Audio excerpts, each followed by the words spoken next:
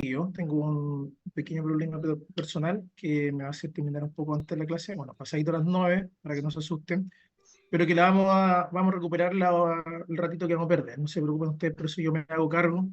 Si me vuelven a echar de nuevo del trabajo por no terminar, no hacer la primera vez, pero ustedes no se preocupen por eso. Ustedes igual vamos a completar el módulo. Yo me hago cargo, ¿verdad? Me mojo ¿cómo se dice? La cara. Así que no se preocupen por eso. Profe, una Eh, pregunta, ya serían dos porque esa es una, pues, ¿cierto? ¿cierto? Ya, dígale nomás. Yo he escuchado un cemento Portland, o Portland, no sé si se pronuncia así, está bien pronunciado o no. Sí, porque Joseph Portland es el que inventó el cemento. O sea, lo fabricó, entre comillas, cuando ya existía, entre comillas, se dio cuenta de un elemento que ya existía, que los romanos habían fabricado, pero él lo patentó finalmente, sí. Y que tiene que Ah, ver por el sector, porque es Joseph Harding, ahí está como la primera diapositiva. Entonces lo patenta como Portland. Ahí está Joseph Harding, ahí está. Joseph Aspin, se me olvidó mi nombre, que Hola, lo patentó hola, profe, como ¿cómo está? Portland. Ahora me Ahí, metí así y escuché a mi compañero a conversar y yo tengo una historia muy diferente sobre que el cemento Portland se llama Portland porque la puzzolana venía de un lugar llamado Portland. sí, pues, tal cual. Vale, eso es lo mismo que iba a terminar de decir, pero no es que sea una historia diferente. Exacto, es lo mismo. El Joseph Aspin, quien fabrica el cemento, que es muy parecido a lo que hacían los romanos, eh, determina que, claro, el material con el que lo fabrica es de Portland, y por eso que le pone cemento Portland. Y esta es en la primera diapositiva que estaba mostrando, por eso que la estoy repasando. Déjenme ver dónde quedó. Pero es un material que venimos usando hace, no yo en particular, ¿cierto? Pero constructivamente se había dejado de usar y se redescubrió, por llamarlo de alguna forma.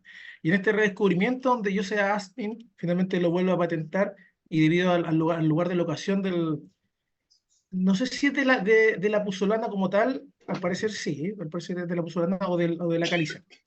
Eh, Estoy compartiendo, ahí está. Ahí está lo que acaba de preguntar Jorge, y que acaba de exponer también Kevin, si no me equivoco, ¿cierto? Ya. ¿Dónde íbamos nosotros? ¿Se respondió un poco, no, Jorge? Ahí con lo que dijo Kevin y con lo que complementé yo. ¿Quedó más clara la idea? sí, es que esa era la confusión que tenía yo. ¿A qué lo que era? Ya, Como vengo de dos rubros diferentes, por eso que yo me va a disculpar haber hecho esa pregunta. no, pues no, al contrario. Usted sabe que aquí lo que más agradecemos son las preguntas, así que excelente, excelente que haya preguntado. Oye, volviendo a esto, no sé si han escuchado de cemento siderúrgico. ¿Han escuchado cemento siderúrgico, no? No, sí. Ya, No, son yo los no, que, al menos yo no. ya, Yo los lo he sedimentos escuchado. siderúrgicos, sí, ya, esos son, principalmente son los que contienen escoria de alto horno. ¿Qué es lo que es la escoria de alto horno? Son los residuos de las plantas acereras. Y de hecho nosotros en Chile, uno de los, porque nos ayudan a nosotros a controlar varias cosas. Recuerden que el proceso de endurecimiento, de contacto con el agua, es medio complicado en el cemento, si bien endurecen, pero ocurren varios fenómenos.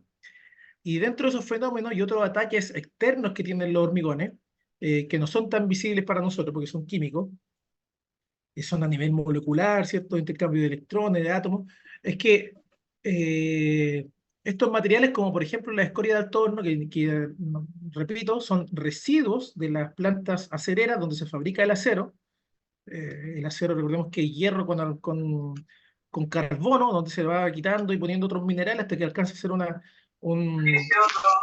un compuesto en particular y alcanza una resistencia determinada. Bueno, en ese proceso, que también es muy parecido a esto de calentar el elemento, después se solidifica, queda unido como en una barra o en un perfil, etcétera. Este material queda fabricado, ¿cierto? Y produce estas famosas escorias de alto horno que después se reutilizan y se colocan en los sacos o sea, no los sacos, sino que en los compuestos de cemento. Así que ahí está, ya. Si pudiese Volvamos entonces agregar, al... si puedo agregar una, Dale nomás que... ahora que me acordé, así para ayudar a mi compañero, sobre el cemento siderúrgico, parece que tienen una resistencia al agua de sal, si no me equivoco. Claro, a uno de los, exacto, uno de los componentes que podría ayudarnos más que al agua de sal es a la sal misma, ¿no? ¿Cierto? A la sal misma. Bueno, el agua, lo vamos a hablar más adelante, pero no se me adelante un poquito. Veamos los componentes, porque el agua, estoy explicándolo ahora como componente, pero después el agua dentro del hormigón, el agua como tal, cuando el hormigón ya está endurecido, es súper tóxica. Ya. Entonces, me gusta decirlo de esa forma, es súper tóxica realmente el agua dentro del hormigón. Y ya, bueno, aquí estamos con el agua. Dijimos que el agua, el principal proceso que tiene es hidratar el cemento. ¿Bajo qué lógica? Que ya dijimos que el cemento con el agua endurece. Y además otorga la trabajabilidad, porque el cemento como polvo es difícil trabajarlo, pero con el agua finalmente se transforma en una masa, en una pasta, y con las piedras, ¿cierto? Y los otros elementos que le podemos colocar, termina siendo una argamasa que con agua va a ser más fácil manejar. Nosotros este concepto de trabajabilidad o de forma como podemos manejar, bueno, uno habla de trabajabilidad, pero usted entiéndalo con esta capacidad de moldear, de tomar el hormigón, de colocarlo en un molde, de hacerlo, de ponerlo en una parte, le llamamos docilidad y está relacionado con el agua y con la trabajabilidad por otro lado. Aquí la trabajabilidad es un concepto más técnico que uno lo asocia a lo que estoy diciendo, pero un poco más técnico. Pero la docilidad sí es súper práctico porque es la capacidad que tengo yo para manejar el hormigón, para poder usarlo, como yo lo voy a colocar en algún molde, y si está más dócil o menos dócil, ¿ya? O está más fluido o menos fluido. ¿Qué agua no podemos ocupar? Aquí está, ¿cierto? Esta es una agua que tiene mucha sal y dijimos que la sal es dañina para la pasta de hormigón, como para además uno de los componentes principales, no componentes del hormigón, sino del hormigón armado, que es el acero. Para el acero no es bueno el ¿cómo se llama? La sal. De hecho, cuando el compañero dice que, claro, el cemento siderúrgico me puede ayudar contra la sal, suena como contradicción, pero sí hay un punto en que me ayuda. Pero principalmente para la armadura es súper tóxico finalmente la sal, y nosotros por eso es que la evitamos. Sí, tiene que ser con agua potable, limpia, sin elementos, de nuevo, como muy parecido a lo que hablábamos de las piedras, sin elementos orgánicos, sin polvo, y con un pH 7, que mal llamábamos antiguamente que era el neutro, ¿cierto? El pH 7 no es neutro, pero antes decíamos que era neutro, pero tiene que ser un pH 7, no puede ser cualquier agua. Pero si un agua potable, con eso, con esa definición es suficiente. Un agua potable limpia, no habría problema. Respecto a los aditivos, bueno, con eso, con lo que acabamos de mencionar hasta ahí, antes de llegar a este de los aditivos, que sería el agua, el cemento y los áridos, ya tenemos nosotros nuestro hormigón. Pero el hormigón tradicional, o podemos también obtener un mortero de pega solo con arena, que también podríamos clasificarlo dentro de un hormigón, pero como no tiene gravilla, uno siempre lo asocia más al concepto de morteros. Pero podemos agregar otros materiales más, y otros dos materiales que podemos agregar, o sea, no materiales, sino que clasificar dos tipos de materiales que serían los aditivos y las adiciones. Y los aditivos y las adiciones los podemos agregar a los hormigones para cambiar algunas propiedades químicas o mecánicas. En el caso particular de los aditivos, modifican las propiedades químicas, y pueden hacer que el hormigón tenga nuevas características, nuevas mejoras o nuevos comportamientos, producto de yo agregarle estos aditivos. Habiendo que son súper conocidos, hay unos que uno los ve, visualiza constantemente. Hay retardadores, hay plastificantes, hay fluidificantes, incorporadores de aire, hay una serie de aditivos, eh, y que finalmente lo que hacen es que tienen que ver mucho con el nombre. El fluidificante lo hace más fluido, el plastificante lo lleva de nuevo a un comportamiento plástico como material. Un retardante hace que retarde su tiempo de fraguado, un acelerante hace que el tiempo de fraguado o endurecimiento sea más rápido. eh, Incorporadores de aire incorporan burbujas de aire microscópicas. Ya, ese tipo de cosas hacen los aditivos. ¿Y por qué lo hacen? Porque a veces uno quiere un hormigón con distintas características. Por eso yo quiero un hormigón que sea de rápido endurecimiento y otro que no sea tan rápido el endurecimiento. Quiero que no se ponga, que sea fácil de trabajar, que sea plástico, ¿ya? El concepto de plástico, ustedes asocian al elástico, que quiere decir que se comporta como un elástico, yo lo puedo estirar, lo puedo achicar, lo puedo mover, Y ahí hasta ese momento se comporta plásticamente. Yo quiero que tenga un comportamiento plástico porque lo quiero poner lo voy a poner en un lugar y después lo voy a tener que trasladar. Entonces, para que no se vaya a endurecer rápido, quiero que siga con un comportamiento plástico.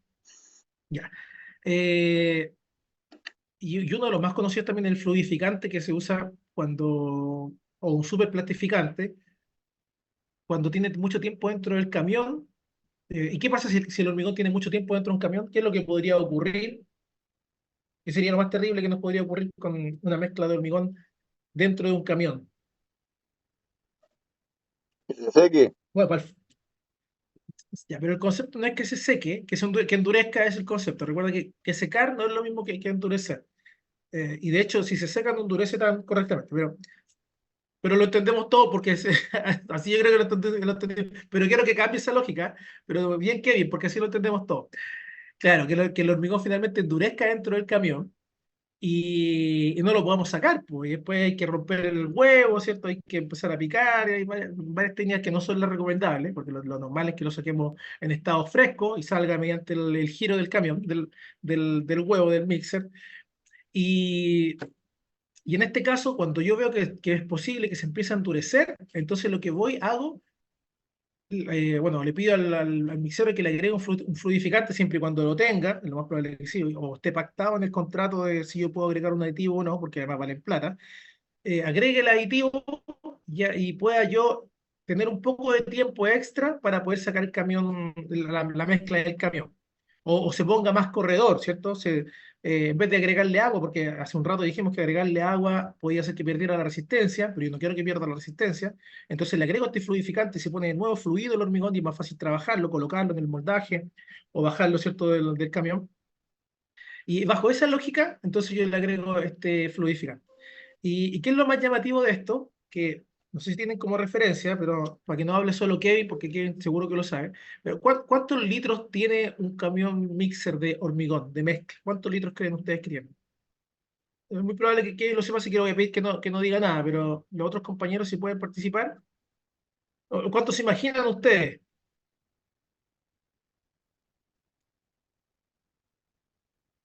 Ya, de a uno, no se alboroten, de a uno, de a uno. ¿Cuántos litros de hormigón trae un camión mixer? Tienes 3.000 ¿Quién dice 3.000? ¿Quién da más? ¿Quién da menos? la capacidad total del camión está, creo que alrededor de los 11.000 litros, pero Ya, por la capacidad total del huevo, pues. Pero ya, lo que se maneja normalmente es el promedio 7.000 litros, de 7 cubos. muy bien, excelente la respuesta, Javier, excelente la respuesta.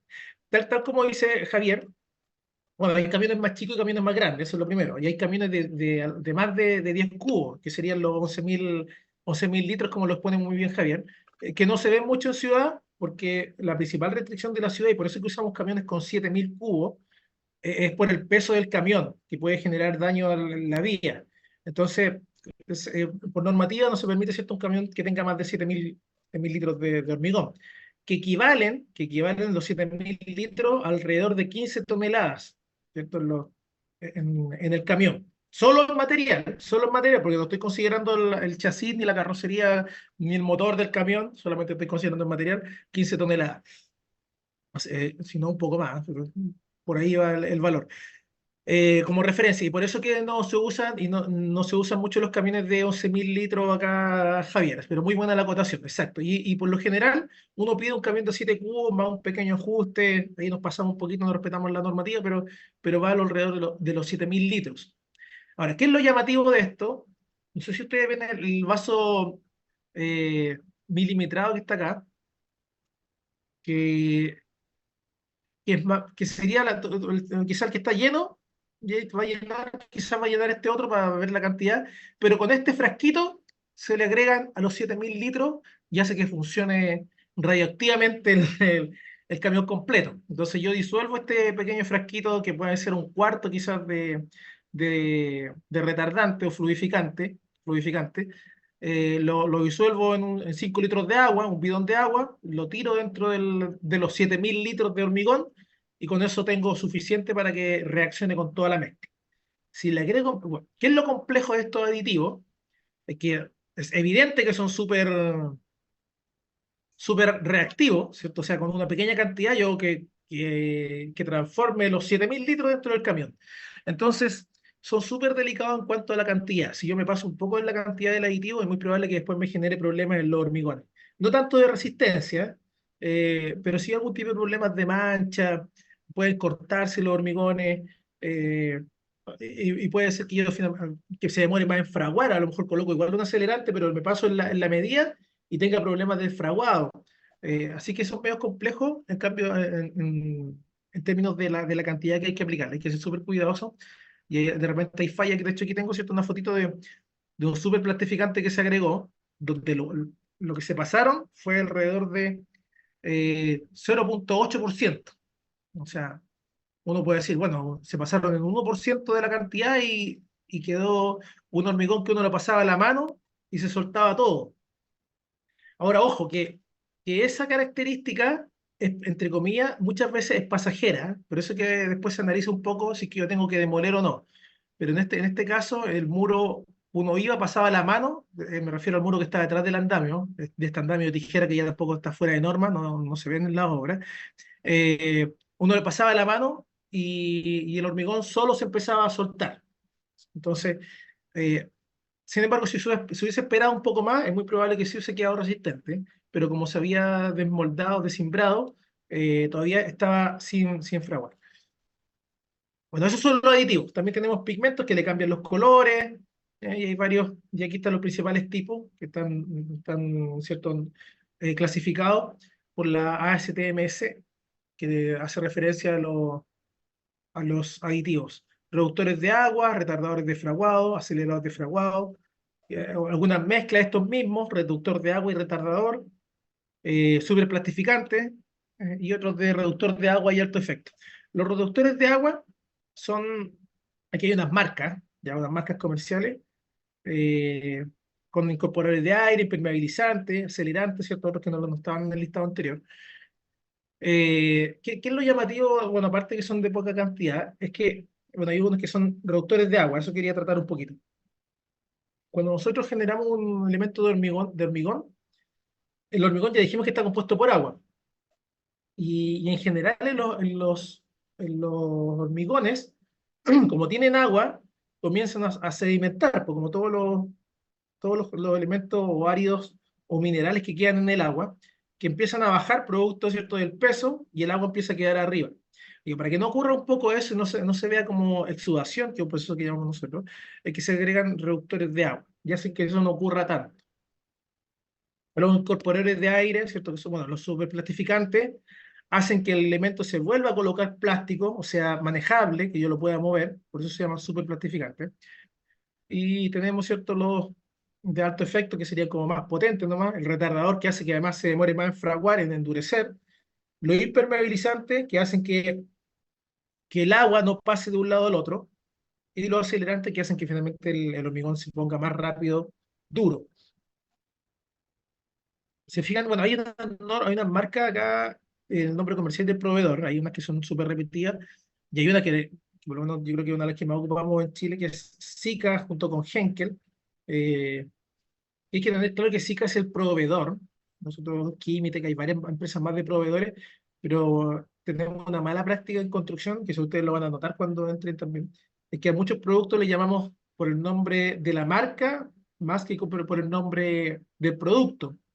Es difícil ver a alguien que pida, oye, tráete un reductor de agua o un super plastificante. No, pues, lo más probable que diga, tráete un Sika, una frase súper común dentro de la obra.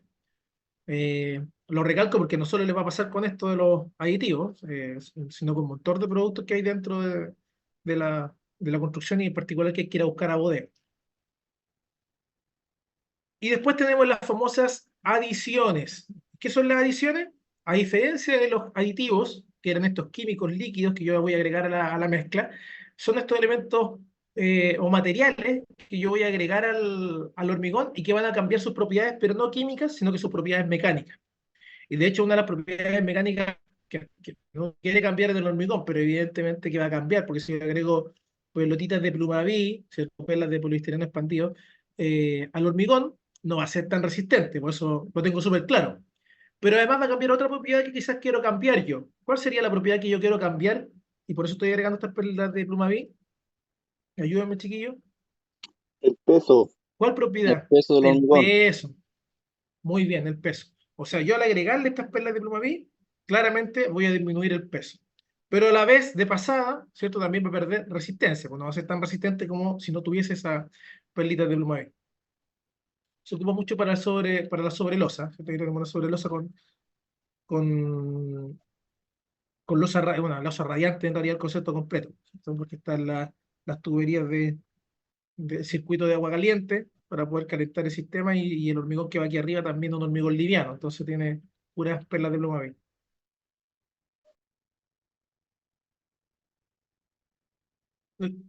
¿Todos tienen claro cómo es ese sistema o no? El que está ahí en la foto, chiquillo. No, sí, profe, ¿cómo Eh, lo sé? no, profe, sinceramente, lo que estoy viendo yo es un radier, lo que tiene bajo ese radier que es como un sistema mecánico como de resistencia, ¿será? ¿Qué es? O de como No, usted dijo, ya. de flexotracción. No, no, ya. En realidad no es un rayo, es una losa. Este es como el tercer piso, si no me equivoco, de un edificio. No recuerdo bien una foto del varios edificios. Y lo que se ve como en blanco, voy a tratar de agrandar la imagen. No, no puedo. Pero lo que se ve, se fijan que está como en plomo, evidentemente la mezcla de hormigón con platitas de Plumavit, que eso es lo que me interesa. Pero aquí abajo lo que se ve en blanco son unas planchas de Plumavit que tienen estas protuberancias, pero ¿cuál es la finalidad? Es que yo puedo ir haciendo un recorrido de tuberías. Entonces, no sé si fijan aquí donde estoy pasando ¿ven la flechita o no? En la parte inferior hay como unas tuberías que son transparentes o blancas, justo no se visualiza muy bien, pero hay unas tuberías que eso tienen lo que va recorriendo es agua caliente. Entonces, ¿cuál es la gracia? Es que además, cuando yo termino sobre losa, que se llama sobre, además porque está sobre la losa, porque la losa ya está construida, entonces lo que tiene que resistir los esfuerzos de carga que están sobre la losa y lo que tiene que, los sismos, todos los esfuerzos que está sometido el edificio, están en la losa. Bueno, no soportan todos los esfuerzos, pero los que tiene que soportar, ya está la losa fabricada bajo esto. Pero después de eso yo coloco estas planchas de Plumavit y coloco además estas tuberías que en un futuro próximo van a tener agua caliente circulando. ¿Cuál es la gracia de esto? Es que yo las voy a tapar con una mezcla, ¿cierto? De hormigón liviano, que es esta masa de hormigón con estas pelotitas de Plumavit, para tapar estas tuberías y después yo coloco una alfombra arriba y cuando está transitando el agua caliente por acá y yo voy transitando a pie pelado por la alfombra, entonces evidentemente no está helado el piso. Esa es la gracia de la losa radiante, ¿cómo se llama este sistema podríamos decir, de terminación o de plusvalía que le da a la casa para poder una mejora respecto a la temperatura? Entonces yo con esto caliento la losa y tengo un piso tibio, perdón, sentía bastante en realidad. Y la gracia es que la Plumavit también nos genera una ayuda térmica y además un elemento liviano. Una consulta, ¿y a dónde se hacen esos tipos de losa? Es que yo nunca he visto ese estilo de hacer losa, o yo estoy acostumbrado a que las tuberías de agua fría, agua caliente pasen entre medio de la losa. Ya una vez que ya se tira el hormigón encima. O nunca he visto Sí. que, digo, he visto que lo tiran, lo reparan, cuando lo quieren nivelarlo, pero nunca he visto que lo levantan un poco Ya, y ese funciona. ya. Bueno, esto se llama, cuando tú veas, escuche, se llama sobrelosa. Ahora, ojo que estas tuberías no son del proyecto de agua potable, no son del proyecto de agua potable, de agua caliente, necesariamente que tiene que ir al baño, no. Es un circuito solo para calentar el piso. Por eso se llama losa radiante. Entonces, de hecho, tal como tú lo mencionas, sí, pues los sistemas el proyecto de red de alcantarillado de agua potable, de agua caliente, va por otro lado, no pasa por el piso de la habitación. Podría ser que pasara por un tramo para llegar a otro punto, pero no hace este circuito. Eh, y hoy en día ya no se, y ojo con eso, con lo que tú acabas de decir. Convenientemente, hoy en día no se está haciendo en las losas, entre medio de las losas, porque genera cortadas, que lo vamos a ver en unas fotitos que tengo más adelante, así que qué bueno que tocaste ese punto, Kevin, pero no es lo más conveniente, no es lo más conveniente que la tubería quede entre medio o dentro de la losa, ¿ya? Hoy en día, si no me equivoco, muchos edificios están retomando el, la famosa escalerilla, ¿cierto? Y el cielo falso para poder poner todas la- las instalaciones, sean eléctricas y de agua potable. Pero bueno el alcance, porque hasta hace unos años, y de hecho aquí también en este proyecto, también la tubería de proyecto de gas incluso, ¿cierto? De gas, hoy día no se ve mucho porque son todo eléctrico, pero proyectos de agua potable, alcantarillado, van metidos dentro de las losas, sí, es cierto. Y no necesariamente por todo el paño, es raro como está visualizado acá, pero acá solamente es para poder calentar el piso. Y bueno, ¿y dónde se ve? Se ve en proyectos no, así puntualmente no es un proyecto social, ¿cierto? Uno quizás no está acostumbrado a ver tantos proyectos, pero todos tienen que ver un poquito con eso, con la cantidad de lucas que hay, que van a invertir y que después que se van a vender estos departamentos. Eh, o no sé, hay cosas que uno de repente pues, encuentra medio absurdo, pero hay de todo. Hay departamentos que tienen ascensores propios, de estacionamiento, hay de todo en la vida del señor Kevin, así que no se sorprende. Uno lo único que tiene que entender es de que nunca lo ha visto todo, ¿ya? Así que buena la pregunta respecto a la losa radiante. Ya tenemos otra adición, ¿cierto? Que son las fibras de acero, que no se ocupan mucho en edificación porque son mucho más para tunelería, pero este es el concepto. Aquí hay un mortero con fibras de acero y lo que hacen es muy parecido a la barra de acero que evitan que el hormigón se separe. O sea, de hecho, es súper lógico. Si yo tengo que empiezo a separar este bloque y ustedes empiezan a mirar las tiritas acá, lo único que quedan terminando, cuando empiezo a separar el bloque y en algún momento se separa el bloque, lo único que lo queda amarrando es la fibra de acero, hasta que después termino de cortar la fibra y lo termino de separar. De hecho, incluso si tuviese una lana, es muy probable que yo parta el bloque y la lana sea lo único que lo sigue manteniendo. ¿Ya? Como que ese concepto es fácil de entender. La fibra lo que hace dentro de una mezcla de hormigón evita que se separe, porque la fibra tiene una buena resistencia a la tracción, no así el hormigón mismo, ¿no? Y bueno, todo tipo de fibra. Aquí tenemos una fibra de polipropileno, que es un material también derivado del plástico, de los termoplásticos, que son más livianos, tan duros y tan pesados como las fibras de acero, pero lo ocupamos para los shotcrete, ¿cierto? Aquí tenemos para muros de contención o muros de pantalla o para tunelería. Principalmente el shotcrete, recordemos que se ocupa mucho en tunelería. Hormigón proyectado es la palabra, el concepto de shotcrete. Ahí tenemos un túnel, el shotcrete proyectado. Otro tipo de fibra, cola de caballo le llaman en algunas. Hay un mortero de reparación. Bueno, aquí está el ejemplo que les contaba yo. Se fijan que quién queda resistiendo porque las fibras estas de acero no estaban en esta posición. Pues es muy probable que te estaba apuntando hacia arriba, apuntando hacia abajo, más de lado, pero después cuando se empiezan a separar, empiezo a partir esta viga, esta probeta, después terminan luchando solamente las fibras para que no se separen.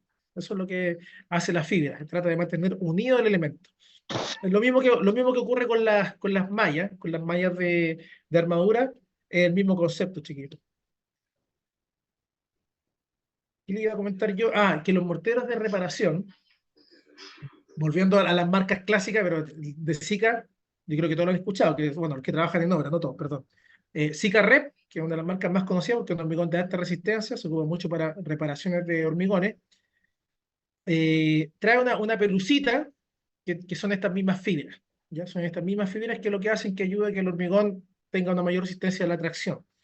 El problema está que con esta fibra, cuando el albañil lo está trabajando y lo está colocando, se ve, ¿cierto? Uno está afinando el muro y quedan todas las pelucitas quedan expuestas. Entonces ustedes van a ver muchas veces a los albañiles pasando el mortero por un arnero, limpiando un poco absurdo, pero bueno, se entiende, porque no quieren que se vea la terminación con la pelucita, o quieren que termine como buen albañil, que quede bien lisa la cara a la presentación de su trabajo terminado. Ya, hasta ahí estamos claros, chiquillos, diferencia entre un aditivo y una adición, ¿o no? No, profe, púdrase. Sí, sí, se ¿Sí? entiende. Sí, Ya, perfecto. ya, muy Yo bien, sobre vamos todo. bien. Muy claro, jefe. Excelente, ya, muy bien, muy bien. Y para terminar la clase de hoy, vamos a revisar una dosificación de planta. Es bien antigua la dosificación, pero no ha variado mucho, así que ustedes no se preocupen por eso. Eh, ¿Dónde quedó? Yo cierro la pantalla y se me arrancan los monitos y aquí está. Compartir.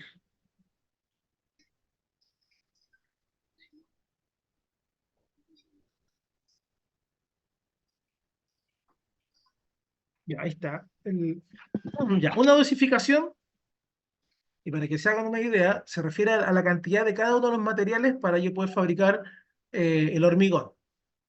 Lo dijo un compañero Kevin, ¿cierto? Hace un rato, que dependiendo cómo yo juntaba los materiales, podía tener distintas mezclas. Y es evidente, yo le daba el ejemplo del café. Si yo le agrego más agua al café y con la misma cantidad de café, a otro le agrego más agua y otro menos agua, uno va a ser más diluido y el otro menos diluido. Un café más fuerte y el otro menos fuerte. Ahora, además, si le agrego azúcar a uno y al otro no, uno me va a quedar amargo y el otro me va a quedar dulce. Y uno me va a quedar aguachento y el otro me va a quedar más consistente en café. Ya, ese tipo de juego uno también hace con la dosificación de materiales, incluso de los distintos tipos de piedra, que aunque uno pueda decir, da lo mismo que sean puras piedras grandes o puras piedras chicas, no, el tema de las piedras es fundamental. Lo vamos en la próxima clase lo vamos a graficar para que se entienda bien, pero ustedes ya váyanse con la idea que las piedras, que jugar con los tipos de piedra que sean de distinto tamaño es mucho más óptimo a que sean de un solo tamaño. Por eso que se trabaja con arenas, gravilla y grava, que es el óptimo. El óptimo en realidad es una mezcla de hormigón. Ahí lo vamos a analizar por qué. Y aquí tenemos una dosificación, en este caso puntual, para un metro cúbico de hormigón. Para un metro cúbico de hormigón. Dice un de plastificante. Vamos a revisar la tabla. Tenemos. Claro, ahí está. Aquí está, en este listado está para un metro cúbico de hormigón. Dice un kilo de retardante con 750, bueno, está por kilo. Recordemos que nosotros en general los áridos no se compran por kilo, uno los compra por volumen. ¿Cierto? Por el espacio que ocupa la arena o por el espacio que ocupa la grava o gravilla, las piedras. Y no lo compramos por grava gravilla, muy probable que cuando uno lo va a comprar, ¿cierto? De forma a alguna parte donde vendan áridos, los compra por metro cúbico, ¿ya? Por cubo. Bueno, volviendo a esto, entonces tenemos la arena, que ahí está expresada en kilos, son 753 kilos. Un cemento de alta resistencia, 269, que equivaldrían casi a 10 sacos. Una gravilla, 475, y una grava de 713 kilogramos. Más casi 200 litros de agua, como referencia para un metro cúbico de hormigón. Volvamos y repasemos que, no lo mencioné, pero cuando hablábamos de los metros cúbicos en el camión, y decíamos que el camión tiene 7 metros cúbicos, estábamos hablando de 7.000 litros.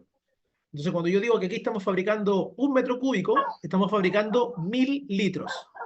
Que en teoría, estos 1.000 litros debieran pesar alrededor de los 2.400 kilos. Entonces, si yo sumo un poquito todo esto, andan por ahí, pues 700 más 700 son 1.400, más los otros 700 tengo 2.100, más los otros 200 litros, como 2.200, tengo por ahí casi los 2.400 kilos. Pero esto es un metro cúbico, un metro cúbico. Entonces, esto, si yo quiero llenar un camión, esto es de una planta, ¿cierto?, de Iquique, olvídense de la nomenclatura porque la nomenclatura que está ahí es antigua, ¿cierto?, de la norma pasada, pero es muy parecido hoy en día, ¿cierto? Quería una resistencia de 25 megapascales, 90% de confianza, 40 tamaño máximo del área y 6 de cono. Todos esos términos los vamos a hablar más adelante, pero me interesa la dosificación. Sépanlo ustedes, que también les puede parecer raro, es que si yo les pregunto a ustedes que voy a salirme de los kilos, pero hablemos en términos de volumen. Si yo tengo un metro cúbico de piedras, estoy siendo lo más práctico el ejercicio, y tengo 200 litros de agua. Si yo los junto, ¿cuántos litros o cuánto tengo yo ahora de agua con piedra? ¿Cuánto tengo? Los junto de un puro recipiente, ¿cuánto voy a tener?